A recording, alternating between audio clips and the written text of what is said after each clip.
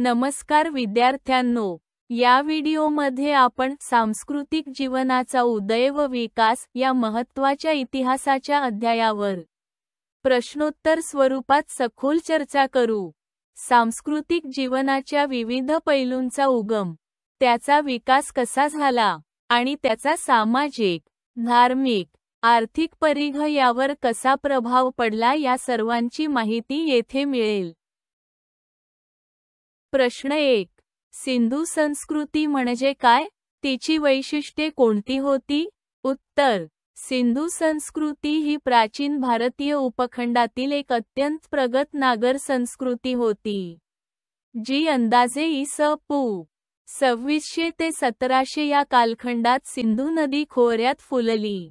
तिची वैशिष्ट्ये म्हणजे नियोजनबद्ध नगररचना, पक्क्या विटांची घरे, सुव्यवस्थित जलव्यवस्था, महान स्नानगृह, धान्याचे कोठारे, विकसित नागरी संस्कृती, हस्तकला, व्यवसाय आणि घडामोडींचा लिखित पुरावा नाडपणाऱ्यांवर, शिक्क्यांवर मिळतो. सामाजिक समता, आर्थिक भरभराट व प्रत्यक्ष प्रशासनाचा पुरावा मिळत नाही, पण नागर जीवन अतिशय विकसित होते.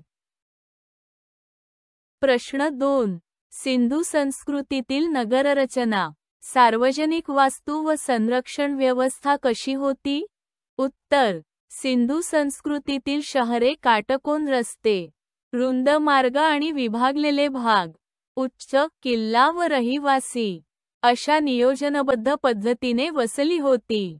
मुख्य शहरात महान स्नानगृह, धान्याचे कोठार, सभा मंडप, धोलावीरा व लोथलमधील बंदरे, गणना मंदिरे आढळतात. सार्वजनिक वास्तूंमध्ये स्नानगृह व जलव्यवस्थापन अद्वितीय होते. संरक्षणासाठी शहराभोवती भक्कम भिंती, मजबूत प्रवेशद्वारे, तटबंदी व जलनिकासी व्यवस्था होती.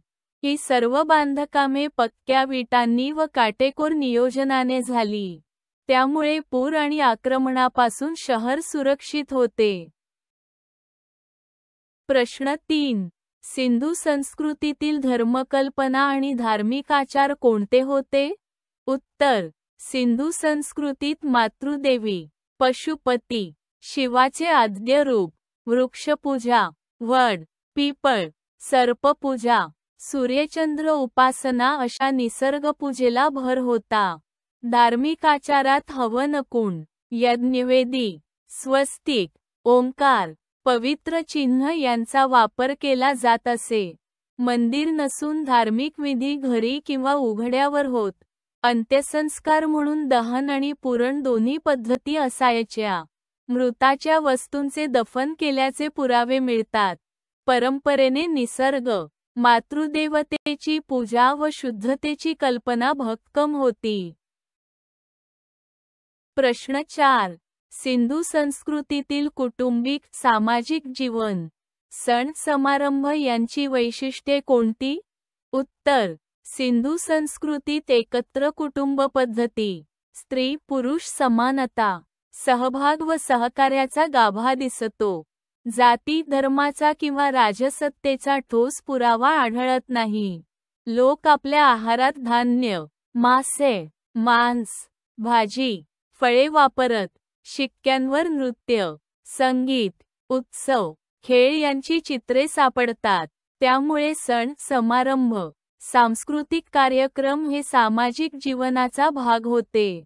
वेशभूषा साधी, परंतु दागिने, रंगीत कपडे, केसाचा वेगळा पोत, काजळ, वेंडी वापरली जायची. प्रश्न 5. सिंधू संस्कृतीतील आर्थिक परिस्थिती स्पष्ट करा. उत्तर. सिंधू संस्कृती कृषीप्रधान होती. गहू, ज्वार, तांदूळ, कपाशी हे पीक घेतले जात. व्यवसायात धान्याचे मोठे कोठार, मातीची भांडी, हस्तकला, सोन्याचे चांदीचे अलंकार, मुद्रांची वापर, वस्त्रनिर्मिती, शंखचिजांतील अग्रेसर भूमिका होती. लोथलसारख्या बंदरांमधून मेसोपोटेमिया व इतर देशांशी व्यापार चांगल्या प्रमाणात चालत असे. माप तोलाची निश्चित पद्धत, केराखोळ्यांवर जलव्यवस्था, आर्थिक समता, शोषणविना कार्यपद्धती हे विशेष. प्रश्न 6. सिंधू संस्कृतीतील जलव्यवस्थापनाची व्यवस्था कशी होती? उत्तर. सिंधू संस्कृती हे प्राचीन जगातील सर्वात प्रगत जलव्यवस्थापन असलेली संस्कृती मानली जाते. प्रत्येक घराजवळ स्वतंत्र विहीर, तलाव, मोठी जलधार, भूमिगत विटांचे नाले, पाण्याचा योग्य वापर, निर्गमन, गटारांची व्यवस्था, ओघड्यावर जाऊ न देणारे व्यवस्थापन आढळते.